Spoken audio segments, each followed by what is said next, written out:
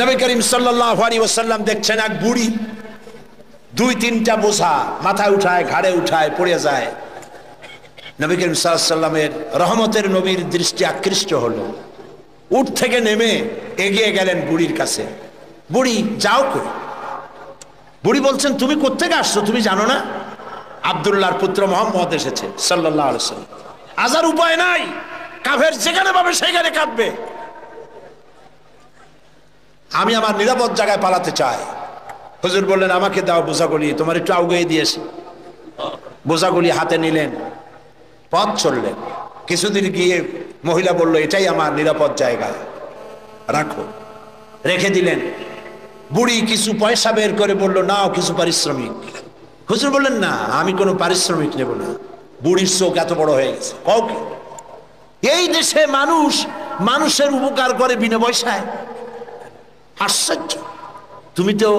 তুমি যে আমার পেছন থেকে মালপত্র নিয়ে কেটে পড়নি, এই তো আমার কপাল। তুমি পয়সা নেবে না? কে তুমি? আল্লাহর নবী বলেন, বুড়িমা, যার ভয়েতে তুমি কাবা শরীফের নিকট থেকে নিরাপদ জায়গা যেটাকে মনে করেছে এই পর্যন্ত এসেছো, আমি সেই মক্কা নগরীর আব্দুল্লাহর এতিম পুত্র নবী মুহাম্মদুর রাসূলুল্লাহ। বুড়ি বলছেন, মুহাম্মদ সাল্লাল্লাহু আলাইহি ওয়াসাল্লাম তোমার বিরুদ্ধে নেতৃবৃন্দ এত বাজে কথা বলেছে, আমরা ভুল বুঝেছি। তুমি এত উদার, এত মহৎ, আগে বুঝতে পারি নাই, জানতে পারি নাই। ভুলের মধ্যে ছিলাম, আমি আর কাফের রইলাম না, আমিও মুসলমান হয়ে গেলাম। লা ইলাহা ইল্লাল্লাহু মুহাম্মাদুর রাসূলুল্লাহ। নবীজি মসজিদে হারামে প্রবেশ করলেন। সব নেতারা কলা পাতা, কচু পাতার মতো থরথর করে কাঁপছে। হুজুর জিজ্ঞেস করলেন, ও কুরাইশের নেতারা, আমার কাছে আজ কি ধরনের ব্যবহার তোমরা আশা করো? তারা বললেন, ওদের রূহ কি আছে ভেতরে? সব ঠোঁটের কাছে এসে গেছে। বলছে, মুহাম্মদ সাল্লাল্লাহু আলাইহি ওয়াসাল্লাম একজন উত্তম ভ্রাতা, একজন উত্তম ভ্রাতুষ্পুত্রের কাছ থেকে যে ধরনের ব্যবহার আশা করা যায়, আমরা সেই ধরনের ব্যবহার আপনার কাছে আশা করি। নবীজি বললেন, কুরাইশের নেতারা শোনো, তোমাদের ব্যাপারে আমি আজ সেই কথাই বলবো যেই কথা বলেছিলেন আমার ভাই ইউসুফ আলাইহিস সালাম মিশরের প্রেসিডেন্ট হিসেবে। তিনি সিংহাসনে বসা, তার সামনে তার ভাইরা যখন তাকে না চিনে, তার কাছে যখন এসেছে খাদ্য খাবার নেওয়ার জন্যে, উনি তো ভাইগুলোকে চিনে ফেলেছিলেন। তিনি ওই 11 ভাই যারা তাকে কুয়ায় ফেলেছিল, ওই 11 ভাইয়ের ব্যাপারে আমার ভাই ইউসুফ আলাইহিস সালাম যে কথা বলেছিলেন, তোমাদের ব্যাপারেও আমি আজকে সেই একই কথা বলবো।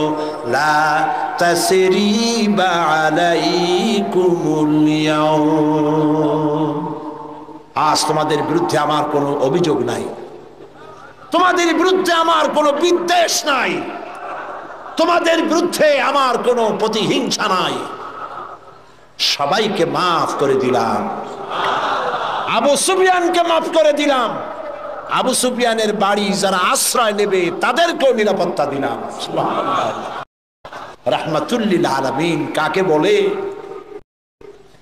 জনাবে মুহাম্মদ রাসূলুল্লাহ সাল্লাল্লাহু আলাইহি ওয়াসাল্লাম মক্কা দখল করলেন। তিনি যে যতগুলি যুদ্ধ করেছেন, কোন যুদ্ধই অফেন্সিভ ছিল না, সবগুলি ছিল ডিফেন্সিভ। যুদ্ধগুলো কি ছিল? আত্মরক্ষামূলক যুদ্ধ ছিল। তিনি আক্রমণ করেন নাই, আক্রান্ত হয়ে জবাব দিয়েছেন। তরবারি দিয়ে ইসলাম প্রচার হয় নাই, তরবারি দিয়ে ইসলাম প্রচার হয় না। ইসলাম প্রচার হয়েছে উদারতার ভালোবাসা দিয়ে। সেজন্যে বলতেছিলাম, নবী করিম সাল্লাল্লাহু আলাইহি সাল্লামের যত যুদ্ধ হয়েছে, কোন যুদ্ধ আক্রমণকারী তিনি ছিলেন না, আক্রান্ত হয়ে জবাব দিয়েছেন। এবং সমস্ত যুদ্ধে মুসলমান ছিল কম, কাফের ছিল বেশি। জয়যুদ্ধ হয়েছে, কারা? কারা?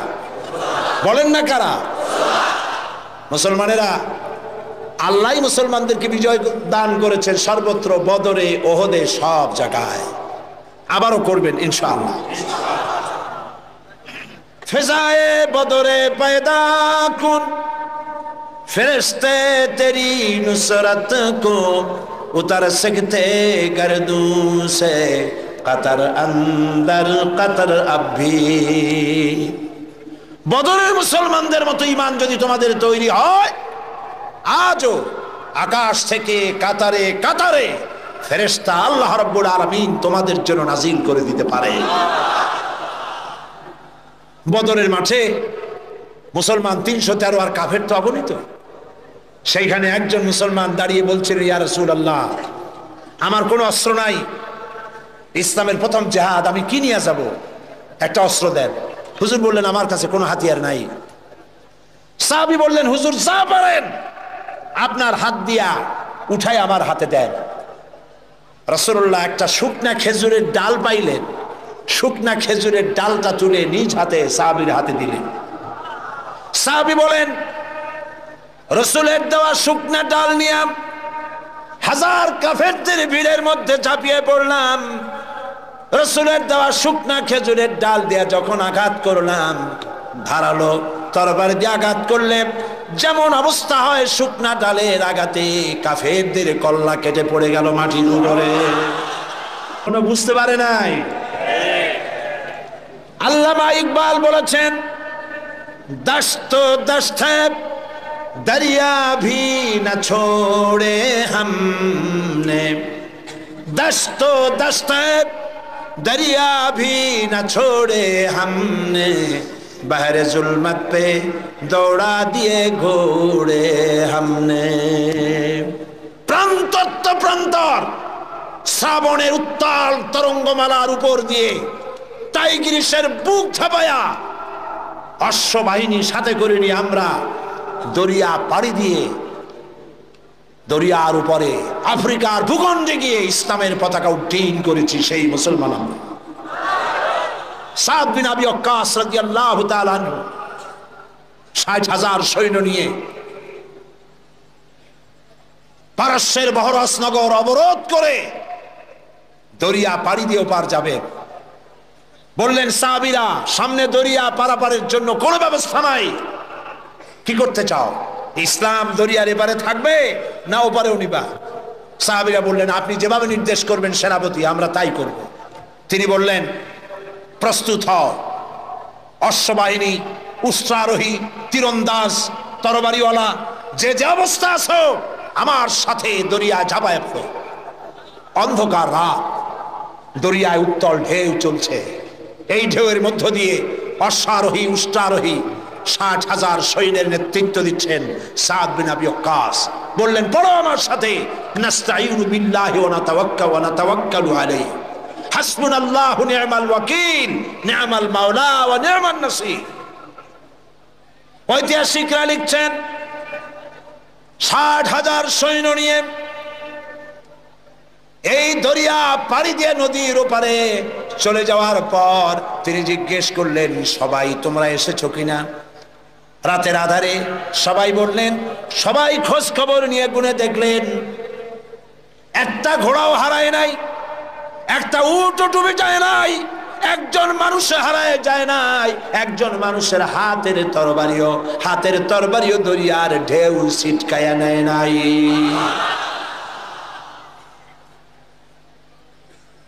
আফ্রিকার গভর্নর বুঝতে পেরেছে মুসলমানরা ঢুকেছে। সে তার সেনাপতিকে বলল, এই মুসলমানগুলির জায়গা করে দাও জঙ্গলের কাছে, জঙ্গলের ভিতরে যে সমস্ত হিংস্র প্রাণী আছে ওরাই খাইয়া শেষ করে দেবে, রাতের বেলায় যুদ্ধ করা লাগবে না, তাদেরকে ওখানে থাকতে দেওয়া হলো। হযরত সাদ বললেন, একটা মঞ্চ বানাও সাহাবীরা। একটা মস্ত মঞ্চ বানানো হলো। ইতিহাস শুনুন মুসলমান, আপনার জীবনের গৌরব উজ্জ্বল ইতিহাস মুসলমানরা ভুলে গেছে, যুবকরা ভুলে গেছে। আজকের যুবকরা চিন্তা করেছে তারা সূর্য সেনের উত্তরসূরি, আজকের যুবকরা মনে করছে তারা রবীন্দ্রনাথের উত্তরসূরি। ও মুসলমান, সূর্য সেনের উত্তরসূরি তোমরা নও, তোমরা শহীদ তীতমণির উত্তরসূরি। শাহজালালের উত্তরসূরি, খান জাহানের উত্তরসূরি, খালিদ বিন ওয়ালিদের উত্তরসূরি। মঞ্চের উপরে উঠে দাঁড়ালেন, মঞ্চ নির্মিত হয়ে গেল। হযরতে সাদ মঞ্চের উপরে দাঁড়িয়ে জঙ্গলের দিকে তাকিয়ে বললেন, লক্ষ্য করুন, আরে ভাই এত মানুষ, কারো তো পেশাব পায়খানা লাগতেই পারে, আপনারা পথ ছেড়ে দেন, তা না হলে আপনাদেরই অসুবিধা হবে। মঞ্চের উপরে দাঁড়িয়ে হযরতে সাদ বললেন, ইয়া আইয়াতুল হাসারাত ওয়াস সিবা, নাহনু আসহাবু রাসূলুল্লাহ সাল্লাল্লাহু আলাইহি ওয়াসাল্লাম, ফারজিউ ফাইন্না নাজিলুন, ফামান ওয়াজাদনা বাদাহু কাতালনাহু। ও জঙ্গলের হিংস্র প্রাণীরা, শুনে রাখো, আমরা আল্লাহর নবী রাসূলুল্লাহর সাহাবী, এই এলাকায় ইসলাম প্রচারের জন্য এই এলাকায় এসেছি, আমরা এখানে রাত কাটাতে চাই। সুতরাং তোমরা যারা এই জঙ্গলের ভিতরে হিংস্র প্রাণী আছো, আমাদের নিরাপত্তার কারণে এই এলাকা ছেড়ে অন্যত্র চলে যাও। আমার এই ঘোষণার পরে যদি কোনো হিংস্র প্রাণী আমাদের সামনে পড়ে যায়, তরবারি দিয়ে ফয়সালা করা হবে। কাফেরেরা চিন্তা করলো, পাগলেরা কয় কি, মঞ্চ বানাইয়া বাঘ সিংহরে ওয়াজ করতেছে, একটা কথা হইল। কাফেরেরা দেখলো হযরতে সাদের বক্তৃতার পরে মানুষের চক্ষু বিস্ফারিত করে জঙ্গলের ভিতর থেকে সিংহের লাইনে সিংহ, বাঘের লাইনে বাঘ, সাপের লাইনে সাপ, যার যার আন্ডা বাচ্চা মুখে নিয়ে লাইন করে জায়গা ত্যাগ করে চলে গেল। সেই মুসলমান আমরা, আবার সেই দিন ফিরে আসতে পারে, ফিরে আসবে ইনশাআল্লাহ, বলি ইনশাআল্লাহ। মুসলমান জীবন দিতে জানে, জীবন দিতে জানে। মুসলমান তাদের ঈমান নষ্ট করতে পারবে না। আমরা আর কিছু পারবো না, এদেশে বসে দোয়া তো করতে পারবো না, তাও পারবো না কেন? দুদায়েব, চেচনিয়ার প্রেসিডেন্ট দুদায়েব, তিনি রাশিয়ার আক্রমণে যখন চেচনিয়া তছনছ হয়ে যাচ্ছিল, তখন তিনি একটা নিউজ ইন্টারনেটে পাঠিয়েছিলেন, দৈনিক ইনকিলাব পত্রিকায় সেই খবরটা ছাপা হয়েছিল। তিনি বলেছিলেন, ও পৃথিবীর মুসলমানেরা, রাশিয়া আমাদের মারতেছে, আমাদের খাবার নাই, পড়ার নাই, প্রতিদিন আমরা মরছি, তোমরা আমাদেরকে খাবার দিলে না, আমাদেরকে অস্ত্র দিলে না, আমাদেরকে টাকা দিলে না, আমাদেরকে কিচ্ছু দিলে না, আমাদের পক্ষে কথাও বললে না।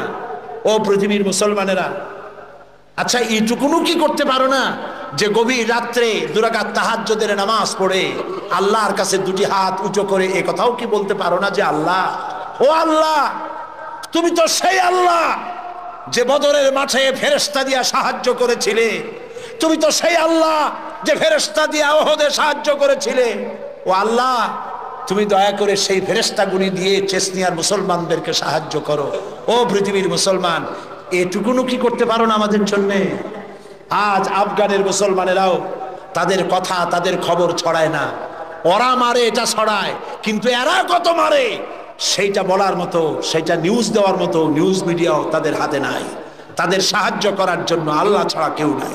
এই জন্য আজ প্রাণ ভরে দোয়া করতে হবে আফগানের মুসলমানদের জন্য।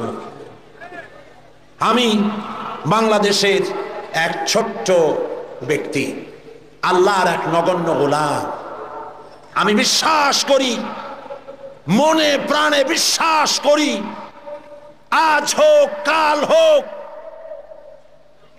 কাবা শরীফ ভাঙতে এসে আব্রাহার যে দশা করেছিলেন আল্লাহ, আফগানিস্তানের বুকে বুশের সেই দশা আল্লাহ করে দিবেন। বুশ হবে ইতিহাসের শেষ আব্রাহা ইনশাআল্লাহ।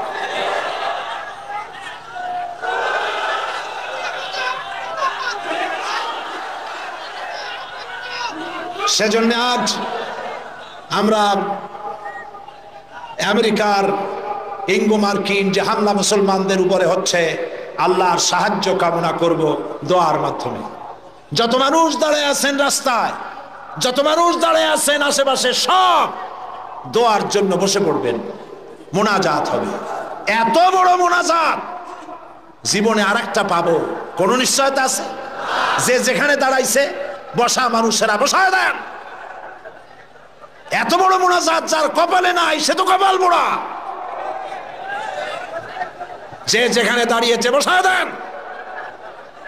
আর জোরে সোরে জিকির করেন সাল্লাল্লাহু আলাইহি ওয়াসাল্লাম।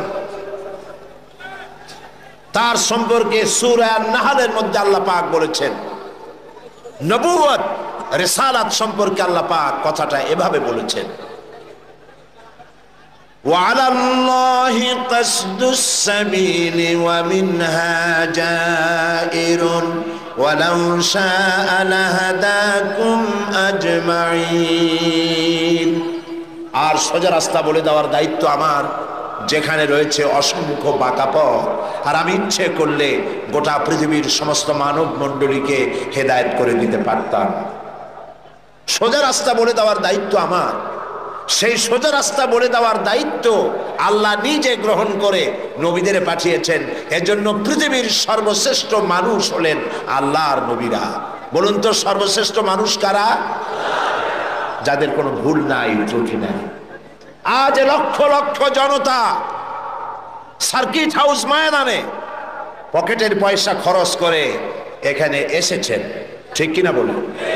বাস ভাড়া, ট্রাক ভাড়া দেওয়া হয়েছে, রিক্সা ভাড়া দেওয়া হয়েছে, মাহফিলের পরে খেতে দেওয়া হবে শিবির, এমন কোনো কথা বলেছে? নিজের পয়সা খরচ করে জানতে এসেছি এমন একটি মানুষকে যিনি আমাদের বাংলাদেশি নন। মুহাম্মদ সাল্লাল্লাহু আলাইহি ওয়াসাল্লাম বাংলাদেশি? তিনি তার গায়ের রং আমাদের রঙের মতো? তিনি আমাদের ভাষায় কথা বলতেন? তিনি আমাদের রক্ত সম্পর্কীয় আত্মীয়দের মধ্যে কেউ? তাহলে রক্ত সম্পর্কীয় আত্মীয়দের মধ্যে কেউ নন, আমার দেশের মানুষও নন, আমার রঙেরও নন, আমার ভাষারও নন।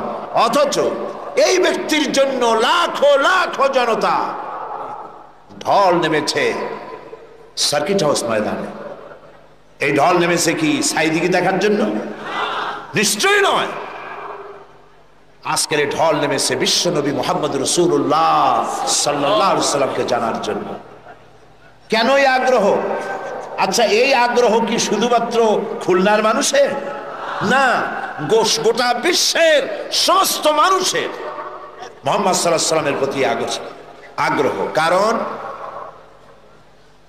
দুনিয়ায় যত নেতা এসেছেন, সমস্ত নেতা কথা বলেছেন, সংগ্রাম করেছেন নিজের দেশের জন্য, সংগ্রাম করেছেন, লড়াই করেছেন, জেল খেটেছেন, কষ্ট করেছেন, বক্তব্য রেখেছেন নিজের দলের জন্য, দেশের জন্য, নিজের ভাষার জন্য, নিজের আঞ্চলিক এলাকার জন্য, ঠিক কিনা বলেন?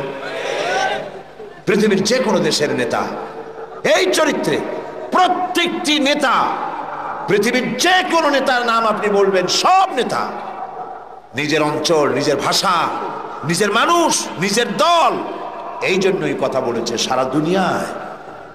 বিশ্ব মানবতার জন্য কথা বলেছেন, নারীর জন্য, সাদা মানুষের জন্য, কালো মানুষের জন্য, নির্যাতিত মানবতার জন্য, শ্রমিকের জন্য, কৃষকের জন্য, বিশ্বব্যাপী সমস্ত মানুষের অধিকারের কথা পৃথিবীতে একজনই বলেছেন, যার নাম বিশ্ব নবী, বিশ্ব নেতা, সাইয়্যিদুল মুরসালিন, আশরাফুল আম্বিয়া, মুহাম্মদুর রাসূলুল্লাহ সাল্লাল্লাহু আলাইহি ওয়াসাল্লাম। আপন চরিত্র মাধুর্য দিয়ে পৃথিবীকে তিনি জয় করেছেন। তিনি যুদ্ধ করে পৃথিবীকে জয় করেননি, যুদ্ধ করে মানুষকে পদানত করেননি। তিনি মানুষের মন জয় করেছেন, মানুষকে আকর্ষণ করেছেন অনুপম চরিত্র মাধুর্য দিয়ে। আল্লাহর নবী মুহাম্মদ রাসূলুল্লাহ, সবাই বলেন সাল্লাল্লাহু আলাইহি ওয়াসাল্লাম, তার চরিত্রের প্রতি আকৃষ্ট হয়েছেন গোটা বিশ্ব। আল্লাহ পাক নিজেই যার চরিত্রের সার্টিফিকেট দিচ্ছেন। আল্লাহ রাব্বুল আলামিন বলেন, ওয়া ইন্নাকা লাআলা খুলুকিন আযীম। নবী হে, আপনি হচ্ছেন মহান চরিত্রের অধিকারী। সুবহানাল্লাহ বলবেন না? কে দিচ্ছেন এই সার্টিফিকেট? কে দিচ্ছেন? ও নবী, আপনি মহান চরিত্রের অধিকারী, খুলুকিন আযীম। আযীম কাকে বলে? আরবিতে চওড়া জিনিসকে বোঝাবার জন্য বলা হয় আরিদ। গভীরতাকে বোঝাবার জন্য আরবিতে বলা হয় আমিক। কিন্তু যে চওড়া মাপা যায় না, কত চওড়া মাপার মতো কোনো ফিতা নাই, কত গভীর তা মাপার মতো কোনো যন্ত্র নাই। এত সীমাহীন চওড়া, সীমাহীন গভীর যে জিনিস, তাকেই বলা হয় আযীম।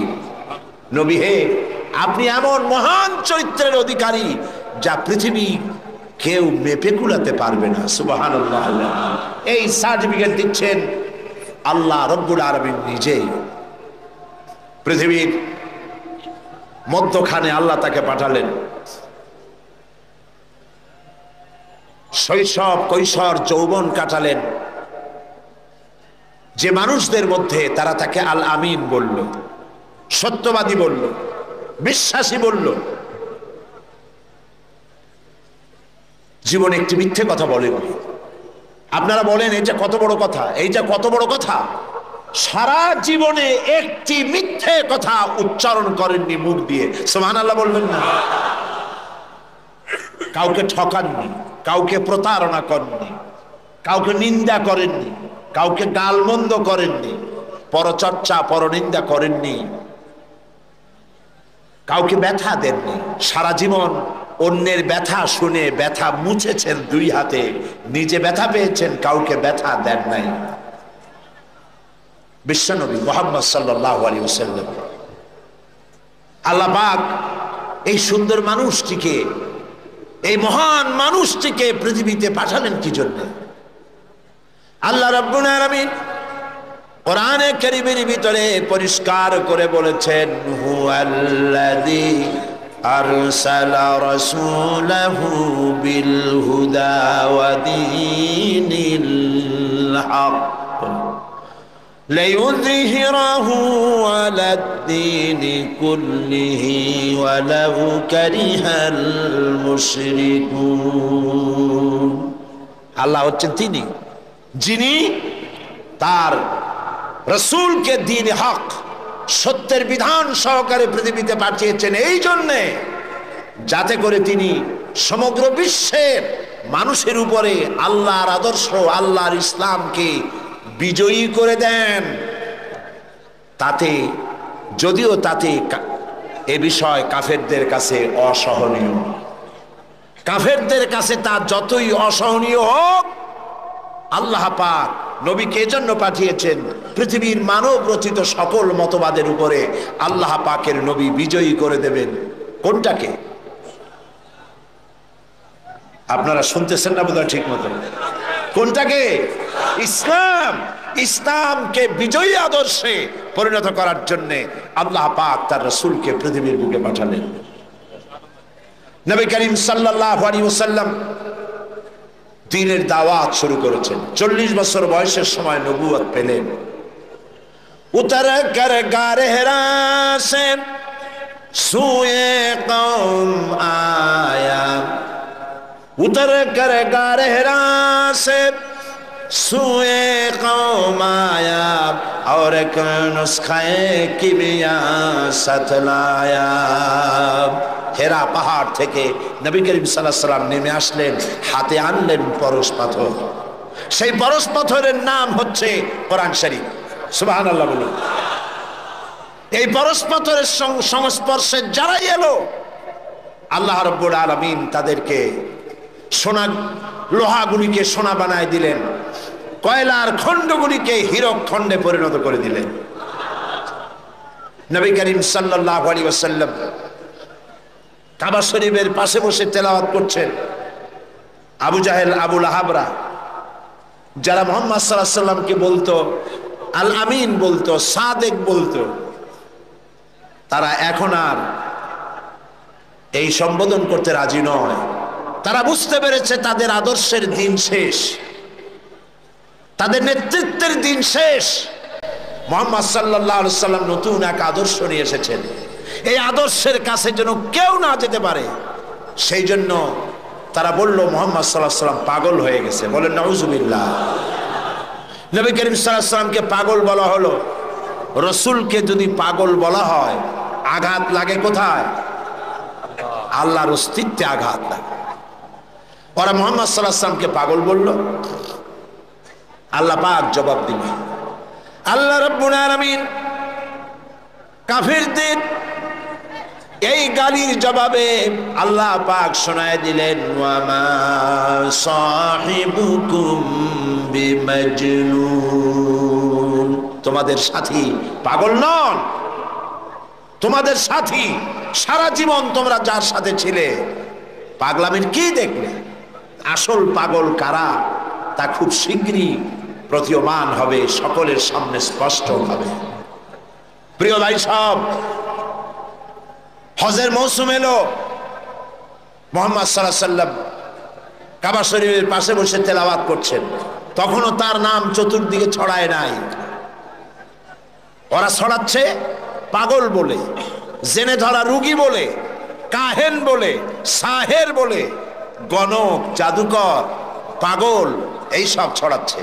আর আল্লাহ পাক বলছেন, ওয়ারাফানা লাকা যিকরাক, ওয়ারাফানা লাকা যিকরাক, ও নবী, আপনার প্রশংসার দিগন্তকে বিশ্বব্যাপী উন্মোচিত করে দেব আমি আল্লাহ রাব্বুল আলামিন। দেখেন আল্লাহর হিকমত। নবীর নাম, তখন তো রেডিও নাই, ওই যুগটা চিন্তা করেন। রেডিও নাই, টেলিভিশন নাই, পত্রপত্রিকা নাই, ক্যাসেট নাই, ভিসিডি নাই, সিডি নাই, ভিডিও নাই। এক জায়গার খবর আর এক জায়গায় পৌঁছতে বহুদিন লেগে যায়। আল্লাহর কুদরত দেখুন প্রচারের। হজের মৌসুমে সিরিয়া থেকে, ওমান থেকে, ইয়েমেন থেকে, বাহরাইন থেকে, কুয়েত থেকে, চতুর্দিক থেকে লোকেরা এসেছে হজের মৌসুমে। মুহাম্মদ সাল্লাল্লাহু আলাইহি ওয়াসাল্লাম তেলাওয়াত করছেন কাবার পাশে বসে। আবু জাহেল তাবুতে তাবুতে গিয়ে বলছে, এই লোকেরা শোনো, আমাদের দেশে একটা জেনে ধরা রুগী, আত পাগলা টাইপের লোক, নাম তার মোহাম্মদ। বলেন নাউজুবিল্লাহ।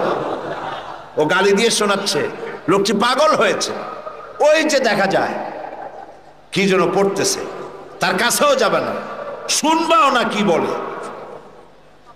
এরা তো নাম জানতো না। আবু জাহেল নামটা শোনায় দিয়েছে। লোকেরা মনে করলো এরা হলো কুরাইশদের নেতা।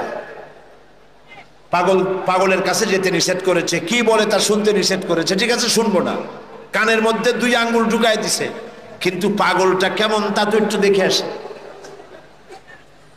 এরা পাগল দেখতে গিয়েছে। কাবার পাশে এসে নবীজির চেহারা মোবারকের উপরে যখন নজর পড়েছে, নিজেদের মুখ থেকে বেসাখতা স্বগতোক্তি নিজেদের মুখ থেকে বেরিয়ে গেল, পাগল কি এত সুন্দর হয়? আমরা তো পাগল দেখেছি আমাদের দেশে। মাথার চুল থাকে উস্কো খুস্কো, দাঁতে থাকে ময়লা, জামার বোতাম নিচেরটা থাকে উপরে, কাপড় চোপড় অবিন্যস্ত। পাগল তো আমরাও দেখেছি। এত সুন্দর মানুষ, তা কি কোনোদিন পাগল হতে পারে? কত সুন্দর! যার কথা আপনারা শুনতে এসেছেন, গৌতম বুদ্ধ বলেন, শ্রীকৃষ্ণ বলেন, কনফুসিয়াস বলেন, জরথুস্ট বলেন, গুরু নানক বলেন, পৃথিবীর কোন নেতার জীবন ইতিহাস ঐতিহাসিক ভিত্তি নাই। জীবনের 2-4টা ঘটনা আছে মাত্র, আর কিছু নাই। টেস্ট করুন, পড়েন, পড়াশোনা করেন। পৃথিবীর যত নেতা আছে, সমগ্র জীবনের কাহিনী খুঁজে পাওয়া যাবে না। একমাত্র নবী মুহাম্মদ রাসূলুল্লাহ প্রাণ ভরে পড়েন সাল্লাল্লাহু আলাইহি ওয়াসাল্লাম, যার জন্ম ধাত্রীমাতা। জন্ম কেমনে হলো? ধাত্রীমাতা লালন পালন, শৈশব, কৈশোর, যৌবন, বিবাহ, হিজরত, নবুয়ত, যুদ্ধ বিগ্রহ, কেমনে হাসি দিতেন, কেমনে কথা বলতেন, মাথার চুল, মুখের দাড়ি কয় গাছ পেকেছিল, কত কাঁচা কাঁচা ছিল, কিভাবে খানা খেতেন, কিভাবে টয়লেটে যেতেন, কিভাবে স্ত্রীর সঙ্গে সম্পর্ক রক্ষা করতেন, কিভাবে বাচ্চাদের সাথে ব্যবহার করতেন, কেমনে রাষ্ট্র চালাতেন, কেমনে যুদ্ধ করতেন, ছোট্ট তুচ্ছ জিনিস থেকে শুরু করে রাষ্ট্র পরিচালনা পর্যন্ত জীবনের সব কথা লিপিবদ্ধ হয়েছে। পৃথিবীতে এমন একজনও নাই, একজনই আছেন জনাবে মুহাম্মদ রাসূলুল্লাহ সাল্লাল্লাহু আলাইহি ওয়াসাল্লাম। শামাইলে তিরমিজি বাংলা হয়ে গেছে, মেহেরবানি করে পড়েন, মেহেরবানি করে পড়েন, পড়ে দেখুন রাসূলুল্লাহর জীবনে কেমনে খানা খাইতেন, কেমনে হাঁটতেন, কেমনে বসতেন, কেমনে হাসতেন, কেমনে কাঁদতেন, সব লিপিবদ্ধ হয়েছে, কোনো কথা বাদ পড়ে নাই। সুবহানাল্লাহ। কারণ পৃথিবীর নেতারা তাদের জীবন দুই ভাগে বিভক্ত, একটা হচ্ছে পার্সোনাল লাইফ, আর একটা হচ্ছে প্রাইভেট, কি বলে public life, public character, personal character. চরিত্রটা দুই রকম, ব্যক্তিগত চরিত্র আর মানুষের সামনে দেখাবার মতো আরেকটা চরিত্র। নবী করিম সাল্লাল্লাহু আলাইহি ওয়াসাল্লামের চরিত্র এরকম ছিল না। কোন নেতা এই সাহস করবে না তার স্ত্রীকে বলার, স্ত্রীর কাছেই তার স্বামীর সমস্ত দুর্বলতা স্ত্রীর জানা থাকে। কথা ঠিক কিনা? কে সাহস করবে তার ড্রাইভারকে বলবে, তার স্ত্রীকে বলবে, তার বন্ধুদেরকে বলবে, আমার ছাত্র জীবন থেকে শুরু করে এই পরিণত বয়স পর্যন্ত যা যা যেখানে যা করেছি দিনে রাত্রে সব বলে দাও মানুষের কাছে? পারবেন? পারবেন? বিশ্ব নবী মুহাম্মদ রাসূলুল্লাহ সাল্লাল্লাহু আলাইহি ওয়াসাল্লাম, আল্লাহর নবী সাহাবায়ে কিরামদের বলেছেন, ও আমার সাহাবীরা, দিনের আলোতে আমার ভিতরে যে আচরণ তোমরা দেখতে পাও, রাতের আধারে আমার ভিতরে যে আচরণ তোমরা দেখতে পাও, ও আমার স্ত্রীরা, রাতের আধারে কপাট বদ্ধ রুমের ভিতরে আমার যে আচরণ দেখতে পাও, বদ্ধ দরজার বাইরে দিনের বেলায় রাতের বেলায় যে আচরণ আমার দেখতে পাও, যে চাল চলন দেখতে পাও, সব কিছু খুলে খুলে মানুষের সামনে বলে দাও। এরকম আসতে কইলেন সুবহানাল্লাহ। এই হলেন বিশ্বনবী, এই হলেন বিশ্বনবী। ফাইনা তাযহাবুন, ও মুসলমানেরা, আসল নেতা থুইয়া কোন নেতার পিছনে দৌড়াও? হায় রে কপাল পোড়া মুসলমান, তোমার নেতা আমার নেতা সাতামাতা সাতামাতা এইসব মাইনসে কয়। তোমার নেতা আমার নেতা বিশ্বনবী মুস্তাফা সাল্লাল্লাহু আলাইহি ওয়াসাল্লাম। চিল্লায় বলো, তোমার নেতা আমার নেতা কে?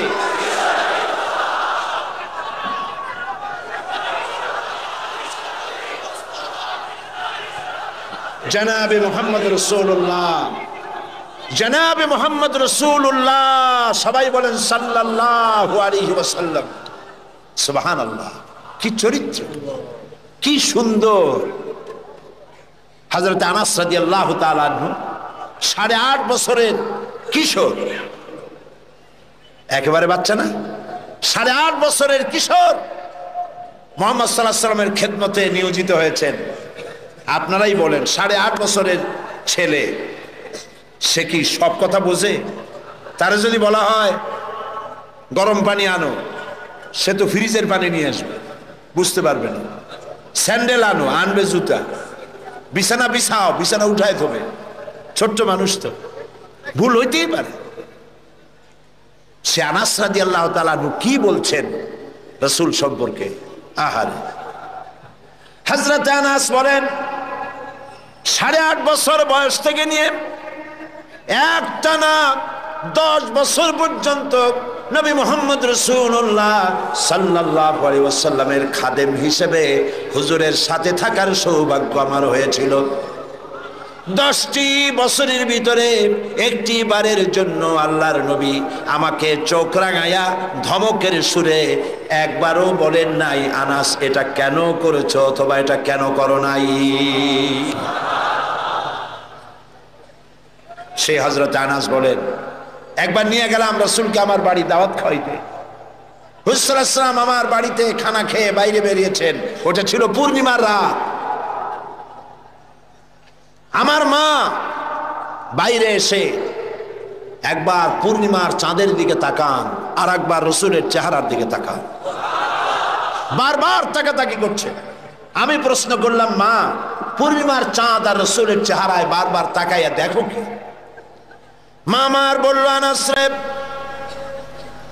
আমি পূর্ণিমার চাঁদ আর রসুলের চেহারার সঙ্গে কম্পেয়ার করতেছিলাম, তুলনা করতেছিলাম। আমার মনে হলো নবীজি যখন ঘরের থেকে বাইরে নেমেছেন, নবীজির চেহারার সামনে, নবীজির চেহারার সৌন্দর্যের সামনে পূর্ণিমার চাঁদ যেন ম্লান হয়ে গিয়েছে। পূর্ণিমার চাঁদের মধ্যে কলঙ্ক কালিমা আছে, আল্লাহর নবীর চেহারার ভিতরে কোনো কালিমা দেখতে পেলাম না। রাসূলুল্লাহর এই চেহারা দেখে বিভিন্ন দেশ থেকে আগত কাফেরেরা হুজুরের চেহারা দেখে পাগল হয়ে গেছে। তারা নিজেরাই বলতেছে, পাগলের সুরত এইরকম হয় নাকি? অসম্ভব, নিশ্চয়ই এই লোকটি পাগল নয়। আচ্ছা কি বলে শুনি। কানের মধ্যে তো আঙ্গুল দেওয়া ছিল, আঙ্গুল বাইর করে বেড়েছে। নবীজি তেলাওয়াত, হুজুর সাল্লাল্লাহু আলাইহি ওয়াসাল্লাম তেলাওয়াত করছেন। ভালো কারি যারা, সুন্দর গলার আওয়াজ আল্লাহ যাদেরকে দান করেছেন, সেই সুন্দর গলার আওয়াজ দিয়ে যখন তেলাওয়াত করে কারি, কেমন লাগে? খারাপ লাগে না মজা লাগে? এই যে আব্দুর রহমান আস-সুদাইস, শেখ আব্দুর রহমান আস-সুদাইস, ইমাম খতিব মসজিদুল হারাম মক্কা আল মুকাররমা, আব্দুর রহমান আল হুজাইফি, ইমাম খতিব মসজিদ আন নববী শরীফ মদিনা আল মুনাওয়ারা, সুবহানাল্লাহ। এইসব কারীদের তেলাওয়াত কেমন লাগে? কারি আব্দুল সামাদ আব্দুল বাসেত, একজন আমেরিকা আমাকে বলেছিল যে কারি আব্দুল বাসেত যখন তার মায়ের পেট থেকে দুনিয়া আসছিল, তার মা যে কত কত কেজি মিশ্রি তারে খাওয়াইছিল, চিনি খাওয়াইছিল, আল্লাহই জানে। সুবহানাল্লাহ। সাধারণ মানুষের তেলাওয়াত শুনলে চোখ দিয়ে অর্থ বোঝে না, চোখ দিয়ে পানি পড়তে থাকে। কোরআনের প্রতি যাদের মহব্বত আছে, অর্থ বোঝে না, চোখ দিয়ে পানি পড়ে। এ কোনো সাধারণ কারি নয়। এখন তেলাওয়াত করতেছেন তিনি, যার উপরে কোরআন নাজিল হয়েছে। সুবহানাল্লাহ। আল্লাহর নবীর তেলাওয়াত কাফেরদের কানের মধ্য দিয়া কলিজার ভিতরে প্রবেশ করা শুরু করে দিয়েছে। বাইরের থেকে যে লোকগুলি আসলো, নবীজির মুখে তেলাওয়াত শুনে নিজেদের অজান্তেই তাদের মুখ থেকে বেরিয়ে গেল, লা ইলাহা ইল্লাল্লাহু মুহাম্মাদুর রাসূলুল্লাহ। জোরে সরে পড়েন, লা ইলাহা লা ইলাহা ইল্লাল্লাহ। আরো জোরে, লা ইলাহা নাই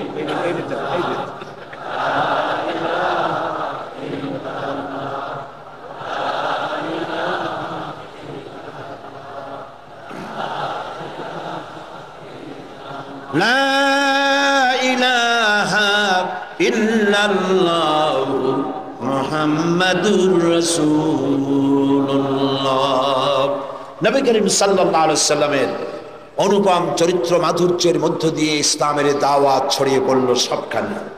সিরিয়া, কুয়েত, কাতার, বাহরাইন, মিশর সব দিকে ছড়িয়ে পড়তে লাগলো।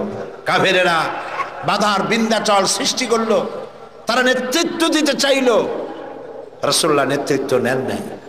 আবু তালেব বলেছিল, আবু তালেবের তারা কি বলেছিল, মুহাম্মদ সাল্লাল্লাহু আলাইহি ওয়াসাল্লামকে শুধু একটা প্রস্তাব দেন, সোনা দানা সুন্দরী নারী যা চায় সব দেব, তবু যেন লা ইলাহা ইল্লাল্লাহ এই দাওয়াতটা যেন না দেয়। তাহলে বোঝেন লা ইলাহা ইল্লাল্লাহ কত কি বিপ্লবাত্মক কথা। আমরা বুঝি না বলে আমাদেরকেও অ্যাকশন করে না, যারা শোনে না, যারা শোনে তাদের মধ্যেও অ্যাকশন করে না। মুহাম্মদ সাল্লাল্লাহু আলাইহি ওয়াসাল্লামের কাছে যখন এই প্রস্তাব গেল, এই প্রস্তাব তিনি মেনেছিলেন? মেনেছিলেন? আল্লাহর নবী বলেছিলেন, চাচা আবু তালেব নেতৃবৃন্দকে শুনিয়ে দেন, সোনা দানা টাকা পয়সা তো দূরের কথা, যেটা তারা দিতে পারবে না, তাও যদি তারা দিতে পারে আকাশের ওই সূর্যটা এনে যদি ওরা মুহাম্মদ সাল্লাল্লাহু আলাইহি ওয়াসাল্লামের হাতে, ডান হাতে উঠায় দেয়, আকাশের ওই পূর্ণিমার চাঁদটা ধরে এনে ওরা যদি মুহাম্মদ সাল্লাল্লাহু আলাইহি ওয়াসাল্লামের বাম হাতে তুলে দেয়, এর বিনিময় আল্লাহর নবী মুহাম্মদ রাসূলুল্লাহ সাল্লাল্লাহু আলাইহি ওয়াসাল্লাম এক মুহূর্তের জন্য তাওহীদের দাওয়াত বন্ধ করে দেবে না। আমি এসেছি পৃথিবীর বুকে ইসলামকে বিজয়ী করার জন্য। আল্লাহ পাক তার রাসূলকে সাহায্য করলেন, 13 বছর মক্কায় থেকে লোক তৈরি করলেন। বন্ধুরা, ইসলাম শুধু নামাজ, রোজা, হজ, যাকাত সর্বস্ব নয়। ইসলাম কমপ্লিট কোড, এটা হলো পূর্ণাঙ্গ জীবন বিধান যা মানুষের জীবনের সবটাকে কন্ট্রোল করে। এটা বুঝতে চায় না ধর্ম নিরপেক্ষবাদীরা। আল্লাহ তৈরি করেছেন ইসলাম, শয়তান তৈরি করেছে সেকুলারিজম। ধর্ম নিরপেক্ষ মতবাদ কে তৈরি করেছে? জোরে বলেন, কে করেছে? শয়তান তৈরি করেছে। আর আল্লাহ সৃষ্টি করেছেন, তৈরি করেছেন মানবতার কল্যাণের জন্য ইসলাম। সমস্ত নবীদেরকে আল্লাহ পাক কিসের উপরে পাঠাইছেন? কি প্রচার করতে পাঠাইছেন? বলেন, জবাব দেন, কি প্রচার করতে পাঠিয়েছেন? ধর্ম নিরপেক্ষ মতবাদ প্রচার করতে আল্লাহ যে নবীকে পাঠাইছেন সেই নবীর নাম কোন? কোন নবীকে পাঠাইছেন? ধর্ম নিরপেক্ষ মতবাদ প্রতিষ্ঠার জন্য পৃথিবীতে এসেছে শয়তান। কে এসেছে? চিল্লায় বলেন। কাজী ওদের কাছে ধর্ম হলো বিপদ, ধর্ম নিরপেক্ষ মতবাদীদের কাছে ধর্ম হলো বিপদ। আর ইসলাম মানবতার কল্যাণ সাধনে পৃথিবীতে ইসলাম এসেছে। তুমি কেন ধর্ম নিরপেক্ষ মতবাদী হবে? তোমাকে ইসলামে আসতে হবে, কারণ ইসলাম আল্লাহর তৈরি করা। 13 বছর বসে লোক তৈরি করলেন নবীজি। কেমন লোক? আবু বকর, ওমর, ওসমান, আলী, আব্দুর রহমান বিন আউফ, আবু উবাইদা ইবনুল জাররাহ, খাব্বাব, খুবাইব, আম্মার রিদওয়ানুল্লাহি তাআলা আলাইহিম আজমাইন। এই সব সাহাবী সব তৈরি হয়ে গেল। এই পথে, ইসলাম প্রতিষ্ঠার পথে বাধা দিল বৃদ্ধরা, আর সহযোগিতা করলো যুবকেরা। তাও সুবহানাল্লাহ কইতে ইচ্ছা করে না। দেখেন নবীজি কি বলছেন। আল্লাহ নবী বলছেন, উসীকুম বিশ-শাবাবি খায়রা ফাইন্নাহুম আরাক্কু আফইদা লাকাদ বাসানি আল্লাহু বিল হানিফিয়্যাতি সামহা ফাহালাফানি আশ-শাবাব ওয়া খালাফানি আশ-শায়ুখ ক্বালা নবী সাল্লাল্লাহু আলাইহি ওয়াসাল্লাম। আল্লাহর নবী বলেন, আমি তোমাদেরকে নসিহত করছি, যুবকদের ব্যাপারে তোমরা কল্যাণকামী হবে। কারণ আল্লাহ রাব্বুল আলামিন উদারতা সহকারে এই পৃথিবীতে দিন প্রতিষ্ঠার জন্য আমাকে পাঠিয়েছেন। এ ব্যাপারে আমাকে সাহায্য করেছে যুবকেরা, আর বিরোধিতা করেছে বুড়োরা। যুবক এরাই আমাকে সাহায্য করেছে। দেখেন বিরোধিতা যারা করলো তাদের বয়স কত? আবু জাহাল, আবু লাহাব, উতবা, সাইবা, মুগিরা, গোষ্ঠী সুদ্ধা সব 40-এর উপরে। এদের বয়স 40-এর উপরে। আর যারা নবীকে সহযোগিতা করলেন, আবু বকর, ওমর, ওসমান, আলী, আব্দুর রহমান বিন আউফ, জুবাইর ইবনুল আওয়াম রিদওয়ানুল্লাহি তাআলা আলাইহিম আজমাইন, সব 37, 26, 17, 8.5 এইরকম বয়স। হযরত আলী যখন ইসলাম কবুল করেন বয়স ছিল 8.5 বছর মাত্র। সুবহানাল্লাহ কইতে ইচ্ছা করে না। জুবাইর ইবনুল আওয়াম, আব্দুর রহমান বিন আউফ মাত্র 17 বছরের যুবক। ওমর রাদিয়াল্লাহু তাআলা আনহু মাত্র 26 বছরের টগবগে ভরা যুবক। যুবকরা সাহায্য করেছে, বুড়োরা বিরোধিতা করেছে। তাই বলে আজকে যে সমস্ত বৃদ্ধরা এখানে আছেন তারা মন খারাপ করবেন না। আমরাও কিন্তু ওই কালটা কাটায় আসছি, যৌবন কালটা, ঠিক না? আমি তো আপনাদের দলে, আমরা ওই কালটা কাটিয়ে এসেছি। তবে সেই কালটা যদি আল্লাহর দ্বীনের কাজে লেগে থাকে সেটাই হলো কিসমতের কথা। সুবহানাল্লাহ। এই সৌভাগ্য ইসলামী ছাত্র শিবিরের। আলহামদুলিল্লাহ বলি, আলহামদুলিল্লাহ বলি। বন্ধুগণ, নবী করিম সাল্লাল্লাহু আলাইহি ওয়াসাল্লাম দ্বীন প্রতিষ্ঠার লক্ষ্যে 13 বছর পূর্ণ হয়ে গেল, মদিনায় লোক তৈরি হয়ে গেল, মক্কায় লোক তৈরি হয়ে গেল, এবার রাষ্ট্র ক্ষমতা হাতে নেওয়ার পালা। আজকের এই বিশাল জনসমুদ্রে ধর্মনিরপেক্ষ মতবাদী আদর্শে যদি কোনো বিশ্বাসী ব্যক্তি থাকেন, আমি আমার ওই ভাইকে বলবো, লক্ষ্য করে শোনেন, হিজরতের বেলায় রাসূলুল্লাহকে আল্লাহ কি শিখাচ্ছে? যারা ধর্ম আর রাজনীতি আলাদা মনে করেন, ধর্মনিরপেক্ষতার আদর্শে বিশ্বাসী হওয়ার কারণে তারা কান খুলে শুনুন, রাসূলুল্লাহকে হিজরতের সময় আল্লাহ কি দোয়া শিখালেন। আল্লাহ রাব্বুল আলামিন নবীজিকে শিখালেন হিজরতে। নবীজিকে শিখানো হলো, রব্বি আদখিলনি মুদখালা সিদকিন ওয়া আখরিজনি মুখরাজা সিদকিন ওয়াজআলনি মিন লাদুনকা সুলতানান নাসীরা। আয় আমার রব, আমাকে সত্যের সাথে প্রবেশ করাও, সত্যের সাথে আমাকে বের করো, আর সুলতানে নাসির আমার হাতে দাও। সুলতানে নাসির দুনিয়ার সব মুহাদ্দিসিন মুফাসসিরিনে কেরাম একমত, সুলতানে নাসির মানে রাষ্ট্রীয় পাওয়ার। আয় আল্লাহ, তুমি আমাকে রাষ্ট্রীয় পাওয়ার হাতে দাও, রাষ্ট্র ক্ষমতা দাও। রাষ্ট্রীয় ক্ষমতা হাতে পেলেই জনগণকে ভালো বানানো যায়, শুধু নসিহত করে মানুষকে ভালো বানানো যায় না। ঠিক কিনা বলেন? ঠিক কিনা বলেন? রাষ্ট্রীয় ক্ষমতা হাতে থাকতে হয়। রাষ্ট্রীয় ক্ষমতা যদি ভালো মানুষের হাতে থাকে, মানুষ ভালো হয়। খারাপ মানুষের হাতে থাকলে মানুষ খারাপ হয়ে যায়। কারণ উপরের পানি নিচে নামে, নিচের পানি কখন উপরে যায় না। রাষ্ট্রের হুকুম মতোই তো দেশ চলে। এই রাষ্ট্রীয় ক্ষমতায় যারা থাকে তারা যদি সন্ত্রাসী না হয়, জনগণ সন্ত্রাসী হইতে পারে না। রাষ্ট্রীয় ক্ষমতায় যারা থাকে তারা যদি দুর্নীতিবাজ না হয়, তাহলে জনগণও দুর্নীতিবাজ হইতে পারে না। রাষ্ট্রীয় ক্ষমতায় ভালো মানুষ যদি যায়, তাহলে দেশ ভালোভাবে চলতে পারে। ঠিক কিনা? আল্লাহর নবী আরো বলেছেন, আকাশের অসংখ্য তারকা পুঞ্জের ভেতরে পূর্ণিমার চাঁদের যে মর্যাদা, আল্লাহ রাব্বুল আলামিনের নবী বলেন, আমার উম্মতের মধ্যে আমার উলামাদের সেই মর্যাদা। এদেশে ইসলাম, সততা, চরিত্র, দ্বীন, ঈমান যতটুকু টিকে আছে তা আলেমদের কারণে, হাক্কানি পীর বুজুর্গদের কারণেই তা টিকে আছে। সুবহানাল্লাহ বলেন, আলহামদুলিল্লাহ বলেন। ইসলামী আন্দোলন, আলেম ওলামা, পীর বুজুর্গ, মাদ্রাসা মসজিদ, এরা এদেশের ঈমান, আমান, চরিত্র, দ্বীন, আমানতদারি, টুপি, দাড়ি এরাই টিকায় রাখছে। আলহামদুলিল্লাহ বলেন। সেজন্য ভাইরা, নবী করিম সাল্লাল্লাহু আলাইহি ওয়াসাল্লাম পৃথিবীতে এসেছিলেন দ্বীন প্রতিষ্ঠার জন্য। কাফেরেরা বরদাস্ত করতে পারে নাই। তারা চেয়েছে আল্লাহর দ্বীনকে দুনিয়া থেকে মিটায় দেবে। ওরা চায় দ্বীন মিটায় দেবে, আল্লাহ চান দ্বীন প্রতিষ্ঠা করবেন। কথা টিকবে কার? বলেন টিকবে কার?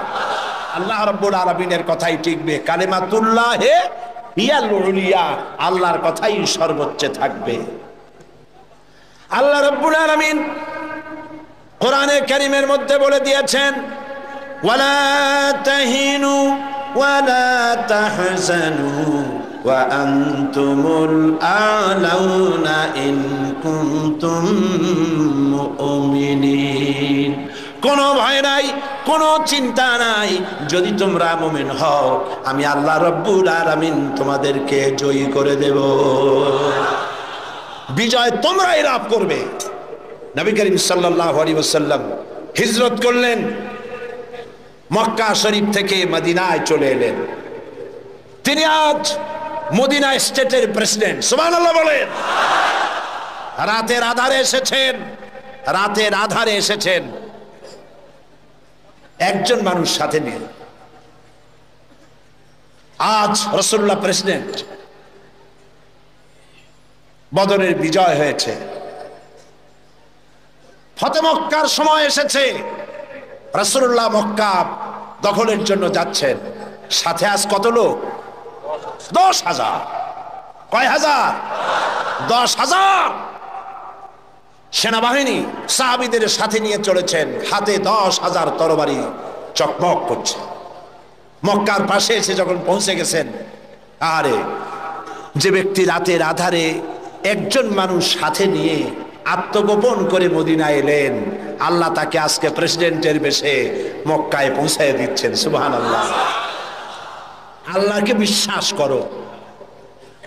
ইউসুফ আলাইহিস সালামকে যারা কুয়ার মধ্যে ফেলাইছিল, কারা ফেলাইছিল? ভাইরা। কুয়ার মধ্যে যারা ফেলাইছিল তারা তো মনে করেছিল কুয়ায় ফেলাই দিছি, এটা মরণ কুয়া, কিন্তু ওরা তো জানে না এটা